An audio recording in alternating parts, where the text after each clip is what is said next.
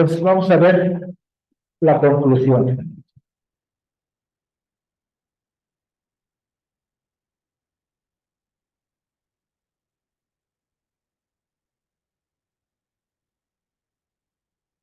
Hermana Paz, ¿nos quiere leer el primer párrafo? Que dice con la proposición formulada, por favor.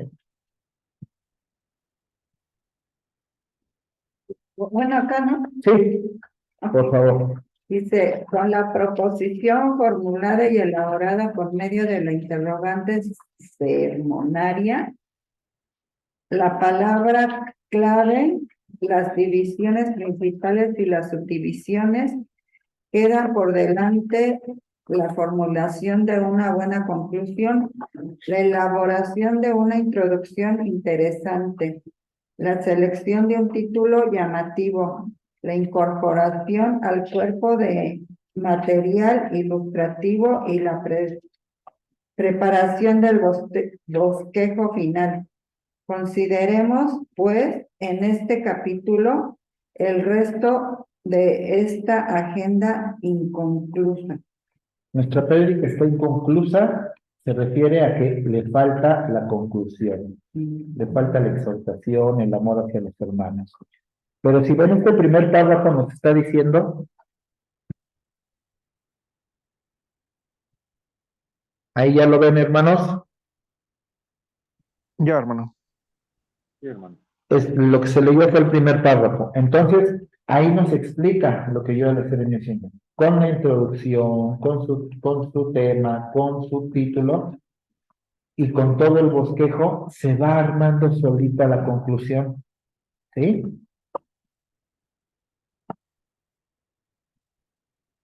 Dice la conclusión del sermón.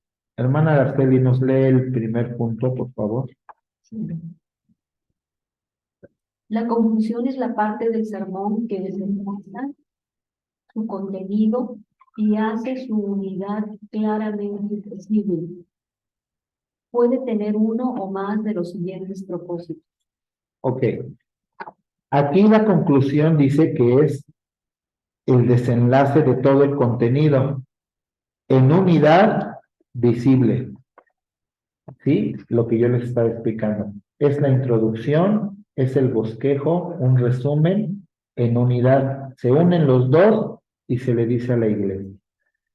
Trae 6 puntos, pero la conclusión no se hace como el bosquejo, como punto número 1, como punto número 2. Es de corrido. Estos puntos son únicamente las ideas para poder hacer la conclusión más efectiva. Como punto número 1 dice, resumir las ideas principales y refrescar la mente del auditorio al respecto. Posiblemente el hermano, yo estoy dando mi prédica y uno o dos hermanos se durmieron 20 segundos, 30, perdieron el hilo de la prédica. Le llamaron por teléfono, se paró al baño, ya no pudo.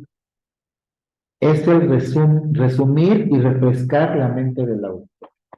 También la conclusión sirve para el hermano que de repente se perdió 20, 30 segundos en un pestañeo o hasta 2 minutos en haber ido al baño. La conclusión sirve para decir, hablamos de eso. ¿Sí? Es la importancia de hacer una buena conclusión. Resumir en muy pocas palabras la introducción y el bosquejo. Imprimir la verdad expuesta con un impacto final en la memoria del oyente. Como yo les dije ahorita, si ya vimos, en realidad, hermanos, regresemos a este amor que Cristo nos dio. Volvamos a creer, ¿sí? Tal vez ya nos acostumbramos a venir cada 8 días y somos los cristianos, pero agarrémonos del amor de Cristo porque no murió en vano. Ese es lo que nos dice el punto. Ese es el impacto y se imprime la verdad de la muerte de Cristo por amor. ¿Sí más o menos vamos entendiendo? Como punto número 3,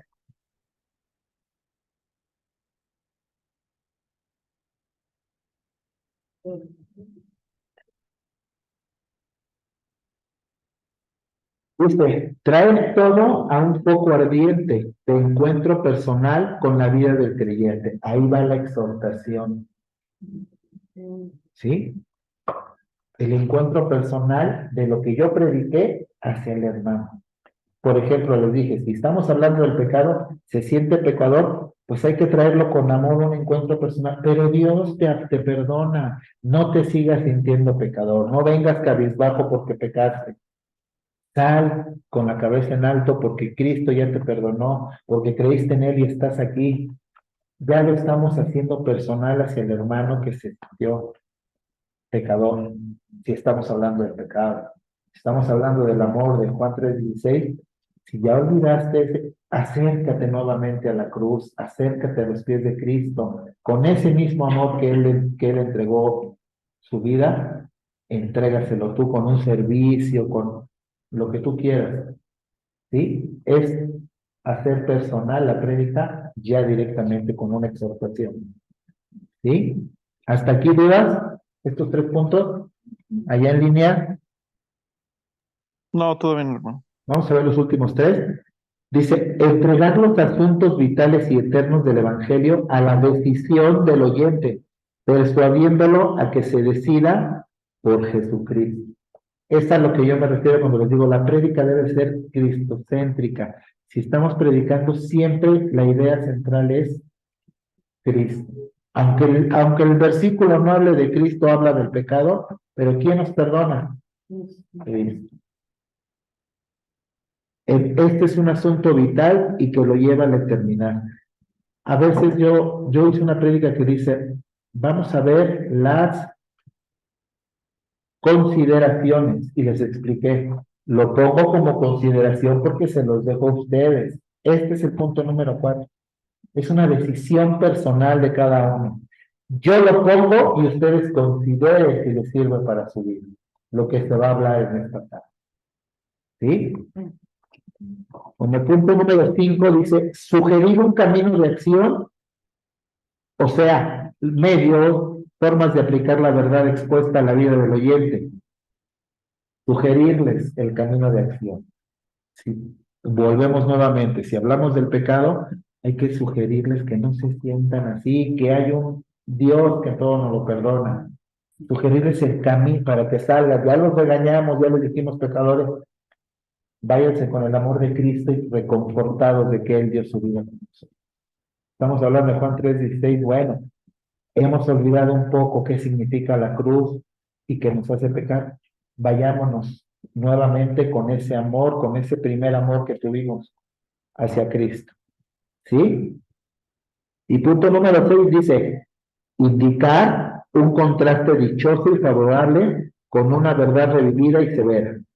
Por ejemplo, si uno ha predicado sobre el pecado, sobre el juicio, sobre el castigo eterno, y desea contrastarlo con algo favorable, podrá hacerlo mediante una apelación que es la justicia, la fe o el cielo. ¿Sí? Si estamos hablando del juicio sobre la iglesia que va a venir, pues decirles que se vayan no con miedo, sino que nosotros tenemos una promesa que está en Apocalipsis, que está en Corinto, donde dice que cuando Él venga, primero nos arrebatará a los santos. Que no se vayan con el miedo de que, chin, no vaya yo a agarrar. No, tenemos la promesa. Eso es decir que la iglesia se vaya reconfortada, alegre, esperanzada a que Cristo va a venir. ¿Sí? Hasta estos 6 puntos, ¿tienen alguna duda o algo? Ok, la próxima clase vamos a ver el punto número 2. ¿Por qué? Porque quiero que empecemos a trabajar la conclusión. ¿Trae su bosquejo, su prédica en medio? Que yo se la di, préstamela. Vamos a trabajar la conclusión con la prédica que lleva la hermana Araceli. Lo voy a escribir en el pizarrón, hermanos, tomo fotos y se las mando, ¿sí? Ok, hermano.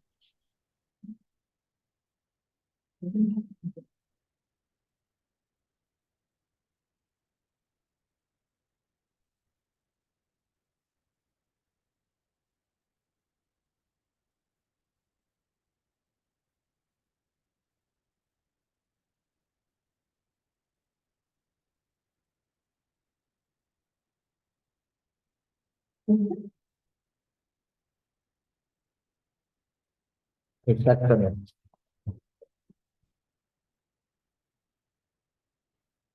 Aquí tengo la prédica de la hermana. Vamos a Isaías. Busquen en su Biblia Isaías 55, 1 y 2. No la voy a predicar ahorita, pero rápidamente les voy a decir. Es más, vamos a hacer la conclusión para que vean de qué estudio. Y con la conclusión que yo haga ahorita, hasta estos 6 puntos, más o menos vamos a entender la prédica de la hermana. 55, ¿qué? Isaías 55, 1 y 2. Dice, a todos los sedientos, venid a las aguas, y los que no tienen dinero, venid, comprar y comer. Venid, comprar sin dinero y sin precio, vino y leche. ¿Por qué gastáis el dinero en lo que no es pan y vuestro trabajo en lo que no sacía? Oídme atentamente y comed el bien y se deleitará vuestra alma con grosura. ¿Sí?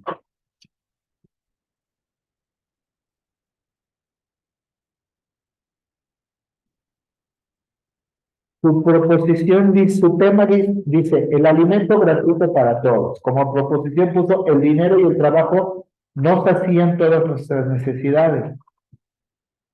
Ajá.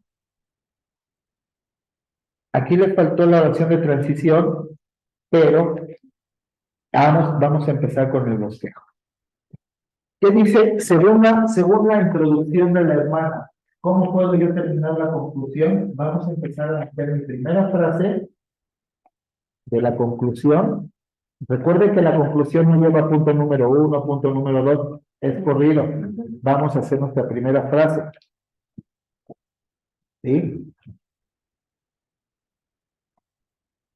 Dice, ¿qué se puede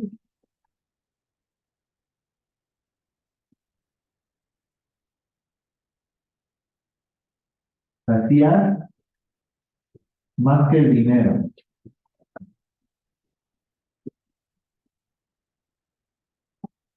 ¿Qué se puede saciar más que el dinero con el que compras?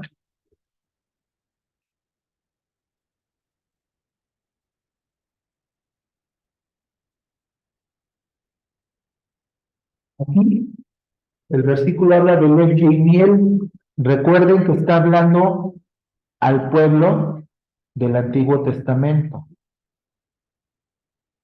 ¿Cómo hacemos el puente para nosotros? Nosotros no compramos leche y miel. Con el que compras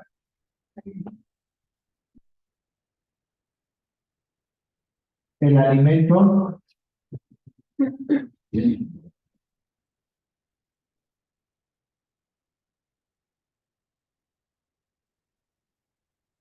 ¿cómo le pondremos? Para los familias. Porque aquí habla de saciarnos. ¿Quién se va a saciar? ¿Nada más tú? No. Bueno, aquí ya estoy metiendo un poquito de su bosquejo. Aquí está mi primera oración de la conclusión. ¿Sí?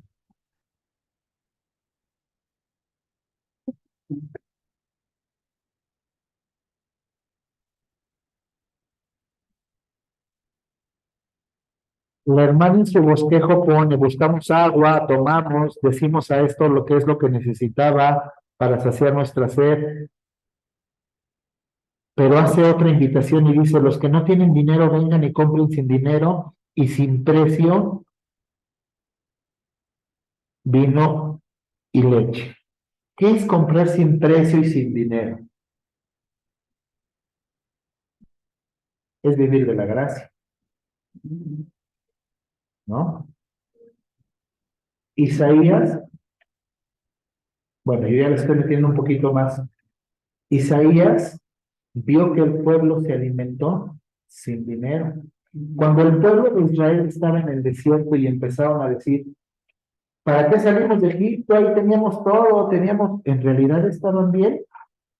No, simplemente estaban extrañando el no comer diario, el no comer a las horas que querían, porque estaban bastos, a pesar de que eran esclavos, estaban bastos, pero estaban bien, no, porque eran asesinados, golpeados, los trataban como esclavos, tenían alimento, pero tenían una vida miserable que no era la del pueblo de Dios, debía tener. Entonces, ya estaban en el desierto y no tenían nada. ¿Y qué mandó Dios? Maná. El maná. Tenían frío. Vean la gloria de Dios. En el día, ¿se imaginan el calor del día en el desierto? ¿No? ¿Y qué les mandó Dios al pueblo? Una nube para taparles del sol. Y se quejaban de eso. En la noche bajaba la temperatura y hacían frío. ¿Qué les mandó? Una columna de fuego para calentarlos. Y aún así se quejaban. Entonces Isaías les dice en estos dos versículos, la misericordia gratuita es para todos.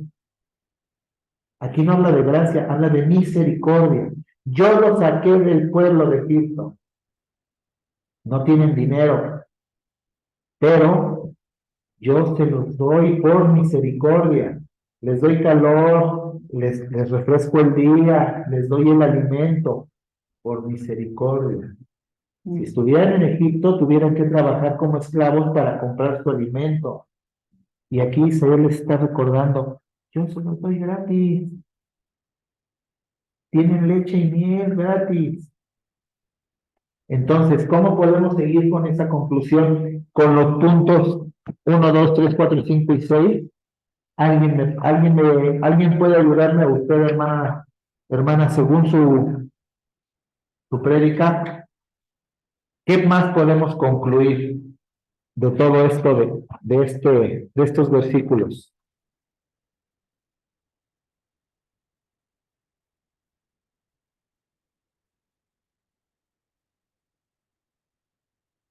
Usted hace aquí una pregunta y dice, ¿se imaginan ir a la tienda y para comprar nuestros alimentos y no llevar dinero? Estaría muy bien dejarnos de preocupar, ¿no? Por tener dinero para ir a comprar huevo y cenar o desayunar o comer. En esos tiempos el pueblo lo tenía, pero ahora nosotros tenemos que trabajar. Vivimos bajo la gracia, pero no bajo la misericordia de esos tiempos. Somos hijos de Dios, igual que el pueblo de Israel, pero ahora nosotros tenemos que trabajar. Pero ¿qué pasa? El vivir por gracia, y les voy a poner un ejemplo. Hubo jóvenes que no tuvieron dinero para ir al campamento. Y de repente, entre semana, surgieron llamadas a Marlene, a Nadia. No sabemos cómo, pero ya junté el dinero para mi hijo. Va a ir. No sabemos cómo, pero ya juntamos el dinero para cierta persona. Va a ir. ¿Es gracia o no es gracia? Porque Dios sabe el propósito para los jóvenes. Y Él utilizó que sin que la mamá o el papá tuvieran dinero, ¿de dónde salió? Solamente ellos saben, porque ni Marlene ni nadie les preguntó, ¿y cómo dijo que vendió? ¿O dónde fue a trabajar? Simplemente recibieron una llamada, sí va a ir porque ya conté. Es lo mismo que sucedía, o de lo mismo que nos hablan estos versículos. ¿Ya vieron cómo yo lo pasé de allá? Ahora, Dios les dio todo por misericordia, pero ahora nos da todo por gracia. Es lo mismo. Sí, nosotros hacemos el esfuerzo de trabajar, de juntar dinero, de ahorrar, de pedir prestado y ya después no como pago. Pero hasta para que alguien nos preste, Dios utiliza la gracia en nosotros. Que si yo voy con alguien y le pido, Dios le va a poner los medios. O puede ayudar también, eso también ha sucedido. De repente llega, oiga hermano, no sé por qué, pero Dios me dijo que le diera de ofrenda 1,000 pesos. Y fue lo que se utilizó para el campamento. Es la gracia de Dios. Y es lo que nos habla Isaías. Ajá.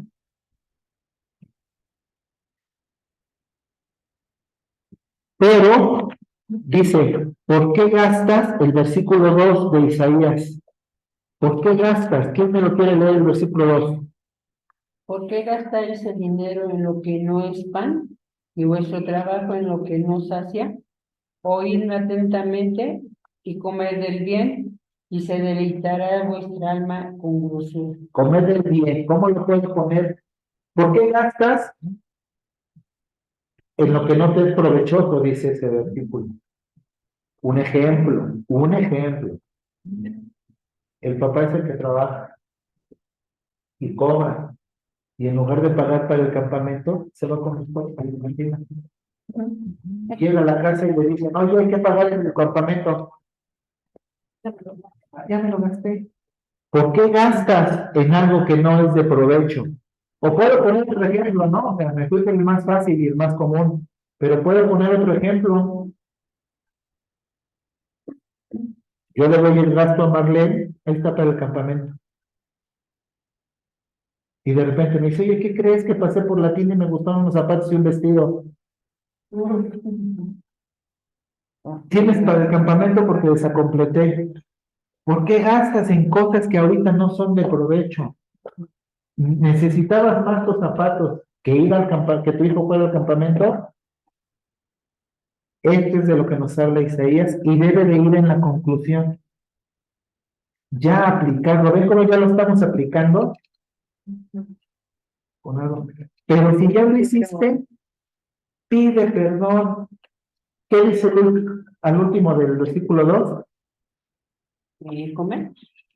Y comed del bien, y se deleitará vuestra alma con grosura. Ya gastaste. Pues ya. Pero pide perdón y ahora come del bien. ¿Qué significa comer del bien? Agarra la palabra y busca. ¿Qué qué te hace bien a ti? Para que no andes buscando los deleites de allá afuera, busca tu comida, que es la palabra. Y esa si paso por la zapatería y por donde venden vestidos, híjole, pues como yo estoy pegado a la Biblia y estoy orando y estoy leyendo, no, pues es que mi hijo necesita eso. Instruye al niño en su camino, puede ser, nada más estoy divagando en ejemplos para hacer la conclusión. Que yo tengo ganas de comprarme, ya tengo el dinero, pero es que es el del campamento. No, primero instruye al niño en el camino. Y ya después Dios te dará de su gracia y su misericordia y tendrás el dinero para el vestido, para los zapatos, o para irte con los amigos si quieres de fiesta. Pero primero te alimentas del bien. ¿Qué es el bien? La palabra. Vamos, ¿ya vieron cómo vamos armando la conclusión y cómo los vamos exhortando con amor? Ya te lo gastaste, pues ya ni modo, aliméntate. Así termina el versículo. Come del bien, deja de buscar otras cosas por afuera. Ese es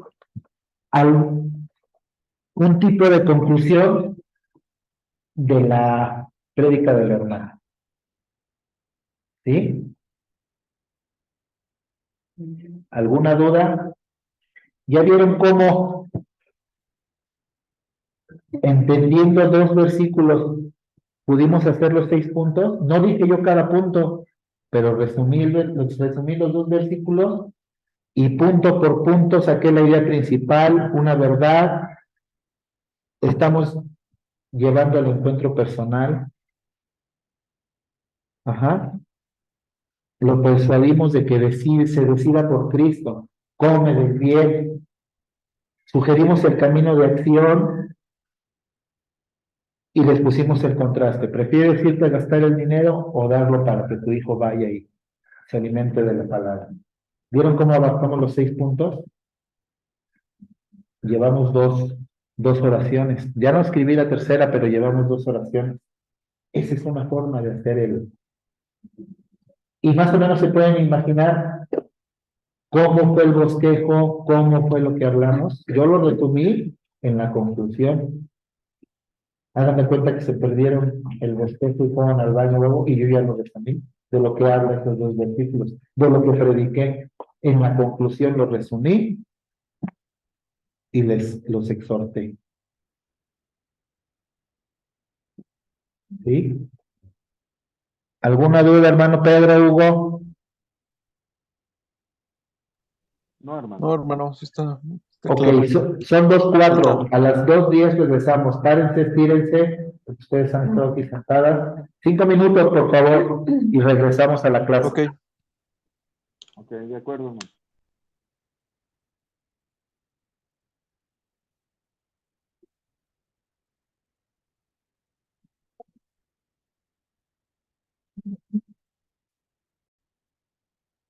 Entonces, ahorita estamos en el introducción, hermano. Hasta ahí vamos. Para, no, pero la conclusión ahorita es la que nos está explicando y es la que vamos a terminar al final, ¿no? Es la que vamos a terminar al final, pero resumiendo la introducción y la La conclusión. conclusión. Ajá. Ok, vamos a ver otro ejemplo de otra prédica de las hermanas aquí presentes. Y vamos a ver Marcos capítulo 11.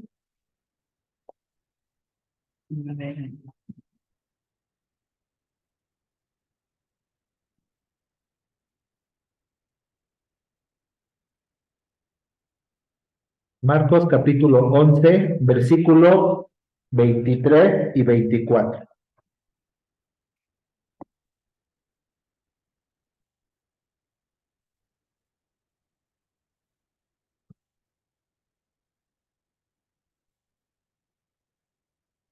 En su Biblia tiene como título La higuera maldecida se seca.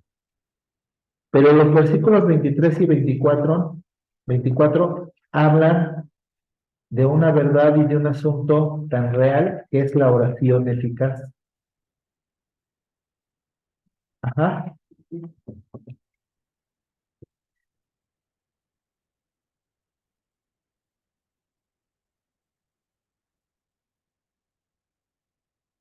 Como introducción, estos versículos podemos dar la explicación. Jesús, un día antes de que esto sucediera, un día antes maldijo una higuera y al otro día temprano pasaron por el mismo lugar y la higuera ya estaba seca.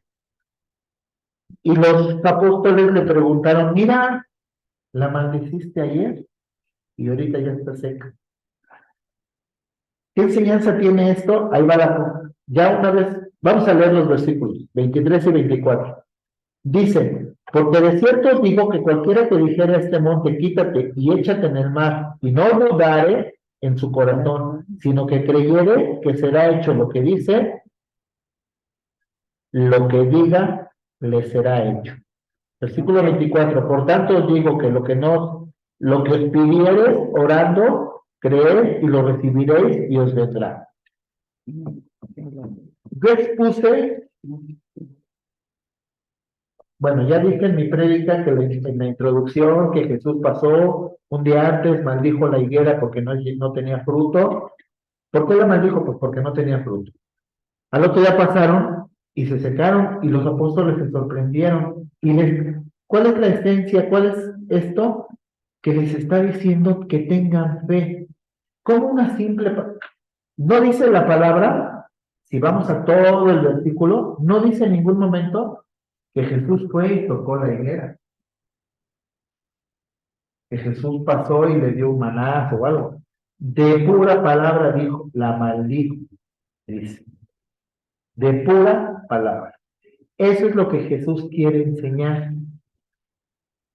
¿Sí? Cuando dice, cualquiera que diga, ahí va lo importante, cualquiera que diga a este monte, muévete, se moverá. Habla de una oración eficaz, de una palabra que lo que yo digo, tengo la fe de que será hecho. ¿Por quién va a ser hecho? ¿Por mí? ¿Nada más porque yo lo dije? Por Dios. Ajá. Ahí caemos, bueno, ya no me meto, estamos viendo la conclusión.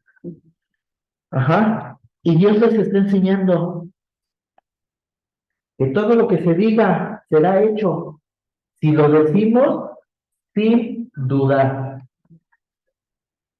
Voy a poner un ejemplo. Si me piden oración por un hermano que tiene cáncer, yo ya tengo mi chip de que el cáncer es incurable, tarde o temprano se va a morir. Ya empecé a dudar desde ahí. Todavía no oro, pero yo ya empecé a dudar. Yo voy a ir a orar con la confianza, sí, pero ¿de quién es la voluntad de la vida y la muerte? Dios. Entonces yo voy a orar, porque aquí lo dice, sin dudar en su corazón. Yo voy a ir a orar para que sane 1 mes más, 2 meses más, 1 año más, 2 años más, solo Dios sabe. Pero yo voy a ir a orar para confortar su corazón y sin dudar de que habrá sanidad. ¿Sí? ¿Y qué va a suceder? Si es la voluntad de Dios, a lo mejor el doctor dice, pues tiene 6 meses más de vida. Y con la oración eficaz, como lo dice el versículo,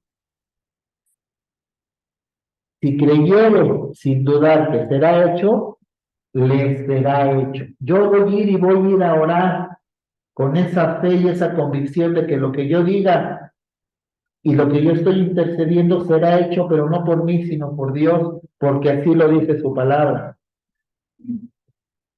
Y a lo mejor no nada más oré yo, sino oró el grupo de oración, oró otra iglesia, oró otra, y no fue mi oración, sino fueron las oraciones sin dudar y creyendo que será. Y de repente va a su terapia o va a su, ¿cómo se llama?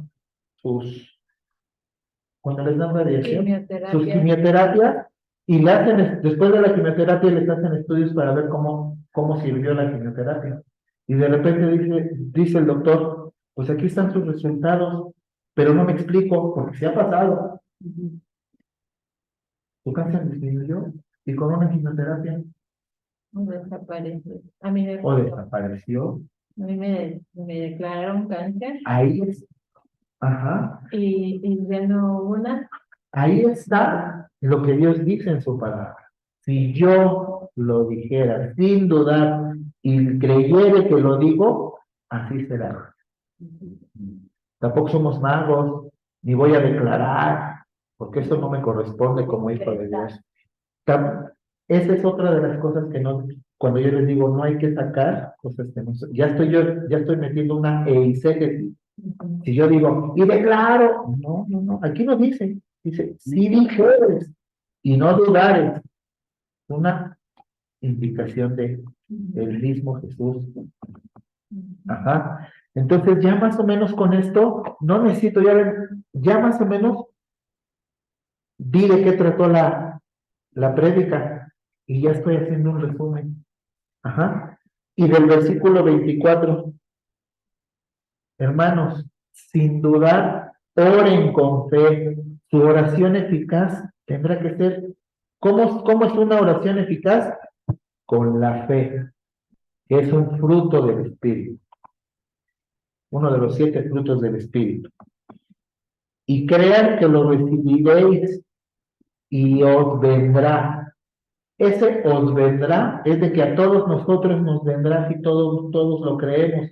Pero ¿de quién nos vendrá? Nada más porque yo lo dije. Nos vendrá hecho por Dios, porque ve nuestra oración de fe. Eso es de lo que habla sus versículos, de lo que más o menos rápido aquí leí. Ajá, quitándole lo que ya le dije. Y más o menos ya estoy haciendo, lo que yo ahorita todo esto que parafraseé y les dije, es más o menos la conclusión. Ajá, ya resumida. ¿Y cómo puedo hacer la exhortación? Como nos lo dicen estos 6 puntos. Hermanos, los exhorto. Quien tenga dudas de que su oración es eficaz, de que si una vez puede pasar, que alguien de repente va a orar por un enfermo, y chin, sanó. Y después va y ora por otro, pero no sanó. Pero pues que fue la voluntad de Dios. pero ya se metió en la mente de que a uno sí sanó y a otro no, y dice, ¿tendré el don de sanidad? Y empieza a dudar. No, hermano, a la iglesia se le dice, hermano, si usted, su oración resultó con alguien, no nada más en enfermedad, sino que busque trabajo, en todas las peticiones que hay, y con uno sí salió y con otros dos, pues es voluntad del Señor, no fue por usted. Siga orando, pensando que se le dará, pensando que sanará, pensando que tendrá trabajo el hermano, por todo lo que ore. Salga reconfortado de que su oración es eficaz y con fe. Ya exhorté uno de los puntos que dice, y hágalo personal. Hable así personal. Si alguno de ustedes ha dudado de sus oraciones después de que fueron hechas, sígalo haciendo, porque la voluntad es del Señor, no mía. Y aquí lo dice claramente, el que pida, se os dará. ¿Ya vieron más o menos cómo hice la conclusión así de rápido, sin aventar todo un bosquejo? Simplemente con lo que yo ahorita ya leí de la hermana, y ya más o menos di la idea de una conclusión. Ya al último vamos a ver lo que es una aplicación con exhortación, cómo llevar estos versículos, cualquiera, a la vida de la iglesia, de cada uno de la iglesia, para que salga reconfortado. ¿Sí? ¿Alguna duda? No, hermano. Hermano. Hermano Pedro, usted ya me mandó su introducción. Sí, hermano, ya la mandé. No me diga. Ah, sí, ya la tengo Sí, calificada aquí. me dio ahí hizo unas observaciones y en base a eso le modifiqué ahí. Sí, Luego se la mando. exacto. Ok, pues hermanos, únicamente tienen hasta el lunes los que faltan para mandarme su introducción, si quieren por WhatsApp. Porque les digo, hoy en la mañana Mauricio ya me dijo que necesita las calificaciones. Entonces, repito, ¿alguna duda hasta aquí? No, hermano. Ok. No, hermano. Pues me dio mucho gusto empezar con el último tema, ver las prédicas, se parecen a mi primer prédica también, igualito, pero vamos bien, vamos entendiendo bien, ¿sí? Todos tenemos detalles, todos. Lo importante de empezar a hacer las prédicas es darnos cuenta de los errores para irlas puliendo, ¿sí? Yo les he dicho, Bueno, yo con pienso práctica, con que yo práctica. pienso que ya siendo una, como que ya, bueno, pues aquí, y ya la segunda, pues ya va como corrigiendo, ¿no? Y Así es. y así, digo, ya así se va a ir uno, ¿no?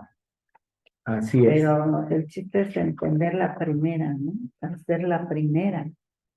Y ver los errores, por ejemplo, como le dije a la hermana, en Introducción. su oración de transición, también su oración de transición, su pregunta, su interrogante sermonaria, no poner tantos versículos, eso no lo hemos visto, no, ese es otro tipo de prédica, el compaginarlo. Hermano. Pero en sí las prédicas veo, sí, permítame, hermano, pero en sí las prédicas las veo bien, no están tan mal, quiero decir que no soy tan mal maestro, porque ustedes son más inteligentes de lo que yo pensaba. Dígame, hermano. Sí, hermano, mire, una pregunta. En los ejercicios que hicimos del desarrollo, había lo que es el propósito específico y el propósito general, pero no, creo que no lo vimos aquí en las hojas que compartió. Están las primeras hojas, ahorita no las tengo a la mano, creo que fue la clase 2. El propósito específico y el propósito general son la esencia del texto y la esencia del sermón. Aunque sí, estuve leyendo el libro que nos recomendó del sermón eficaz, donde dice que hay 6 tipos de temas. El Así es. evangelismo, y bueno, que también sirve, ¿no? Esto para no salirse uno del tema, pues, ¿no? Vaya. Si tu prédica va a ser de aliento o evangelística o de ética o moral. Bueno, consideré estos temas para el desarrollo de la predicación, ¿no?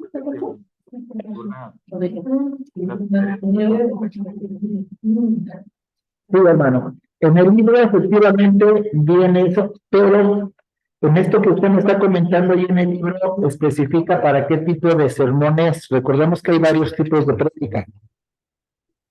Sí. Y lo que usted me está mencionando es para una prédica temática. Y nosotros estamos viendo en este año, en este curso, la prédica textual. Ok. Pero, ok, está bien. Sí. Ya lo entendí. A ver si podemos recordar su prédica que me mandó. Ahí le puse no nada más los puntos que yo vi que tenía que corregir, pero la veo, como les digo, yo las veo bien las prédicas, las veo. Se nota cuando alguien tiene dudas y pone otras cosas que no hemos enseñado aquí en el curso. Y también se los he hecho llegar, pero todos vamos bien, todos hasta ahorita vamos bien. Ok, sí. ¿Tu hermano, alguna otra duda? No, nada más era eso, ¿no? Sobre el propósito general y específico. Así es. Ok, pues bueno, ¿quién es la valiente que nos va a despedir en oración de la clase? No, qué montones, qué bárbaro. ¿Cómo se pelean por orar? Ok, vamos a terminar con una oración a clase. Continuamos dentro de 15 días con el punto número 2. Si pueden irlo leyendo, los que ya tienen la hoja, se los mando. En el transcurso de estos días, les mando estas hojas que vimos para que las tengan también ya, hermanos. Y ya es lo último es el último material y lo vamos a ir desarrollando ya en los 2 meses que nos quedan, 3. Ok, hermano. ¿Sí? Gracias. Bueno, vamos a orar, por favor. Señor, en esta hora nuevamente acercándonos a ti, Señor, con acción de gracias, para darte la honra y la gloria, Señor, por esta clase, Señor, que si quedaron dudas tú, Señor, nos recuerdes, Padre, que tú eres el único dador, Señor, y tú eres el único que nos va a guiar, Señor, a cada uno de los hermanos para hacer sus prédicas. Que si ellos, Señor, alguna vez son llamados a predicar, sepan, tengan las bases bien plantadas, Señor, para poder realizar una prédica conforme a tu voluntad, Señor, y para tu servicio, Señor, conforme a lo que tú quieras hablar. Gracias te damos, Señor, y nos vamos de este lugar, más no de tu presencia, Señor. Bendice a los hermanos, Padre, y te pido, Señor, que estés bendiciendo en este momento, Señor, así como dimos clase y te alabamos, te glorificamos, aprendiendo de ti, Señor, que así tú te muevas en Lerma, en esta iglesia de Recife con los jóvenes, Padre. Muévete donde están, Señor, en ese lugar, Padre. Trae a los jóvenes cambiados, Señor, con otra mente, Señor, que tanto lo necesitan. Gracias te damos en el nombre de Jesús. Amén. Muchas gracias, hermanos.